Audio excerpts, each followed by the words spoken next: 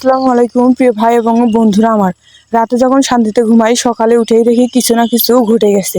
ঠিক সেমনই মামুন লায়লা কম বয়সী ছেলে এবং মেয়ে, তারা দুজন দুজনের প্রেমে পড়েছিল, আবদ্ধ হয়েছিল। কিন্তু দেখা যায় দু একদিন পর পরই তাদের মধ্যে বিচ্ছেদ ঘটে। যদিও বয়স হোক না বেশি, ভালোবাসা থাকলে দুইজনই অবশ্যই সুখে সংসার করা যায়। কিন্তু তারা ভালোবাসার নামে কলঙ্ক রটাচ্ছে। তারা ভালোবাসাকে দুর্নাম ছড়াচ্ছে। ভালোবাসা যে নেই এইটা প্রমাণ করে দিচ্ছে, এবং সত্যিকারের ভালোবাসা নেই বলতে চলে। তাদের ব্যবহার দেখে এটা বোঝা যাচ্ছে। দু একদিন পর পরে দেখা যাচ্ছে তাদের মধ্যে বিচ্ছেদ ঘটছে, কোনো ঝামেলা হচ্ছে, কোনো মেয়েকে নিয়ে এ পালিয়ে যাচ্ছে, এ অন্য কোনো মেয়ের সাথে জড়িত হচ্ছে। তো ইসলামের দৃষ্টিতে এই সব ভালোবাসা নয়। ভালোবাসা এমন হবে যে সারা জীবনই থাকবে, সেটা বয়স হোক, বেশি হোক বা কম হোক। অবশ্যই তাদেরকে বলবো সমঝোতা হয়ে সবাই একভাবে থাকতে।